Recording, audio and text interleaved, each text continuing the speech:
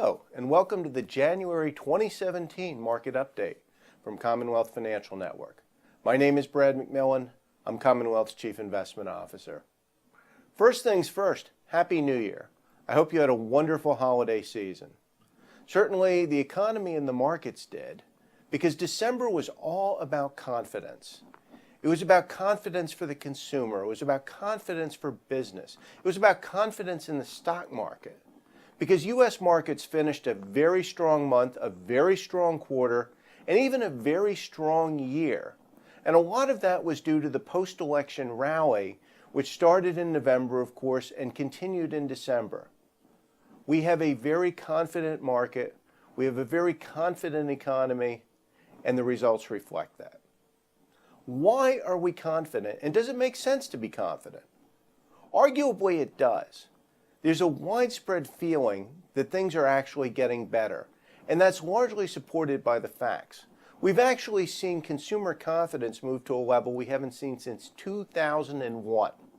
Think about that. Consumers are on the whole about as confident as they were during the dot-com boom. We see employment growing at approximately the same level.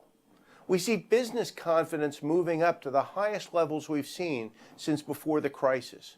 We see home building moving up. We see home builders more confident. In other words, across the economy, we're seeing that confidence. It's largely supported by the facts. If you look at corporate earnings, we had a tough time, but last quarter, the third quarter, we actually moved back to growth for the first time in over a year. And that growth is expected to continue and even to accelerate. So there's some real good news out there. Unfortunately, not everything is good. We saw a bit of a slowdown in December. We saw a very strong growth in personal income and personal spending, but then we saw a bit of a pause. This is not something to worry about. This is probably very normal, and particularly given the high levels of confidence, this will probably reverse. But it's something to keep an eye on. In other words, people are feeling good, but they're not yet acting on what it is they're feeling. And that's something to be aware of.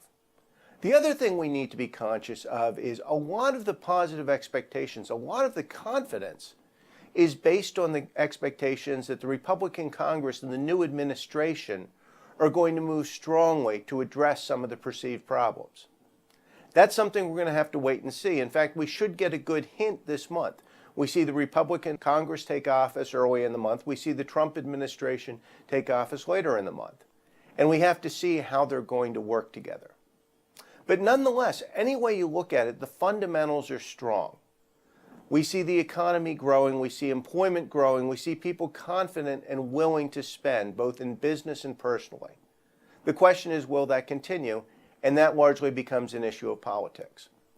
Right now, the expectations are good, and in fact, the facts are good as well. So I think we can look forward, at least potentially, to a fairly strong 2017. However, that said, we will take another look next month, and I will talk to you then. Thank you for watching.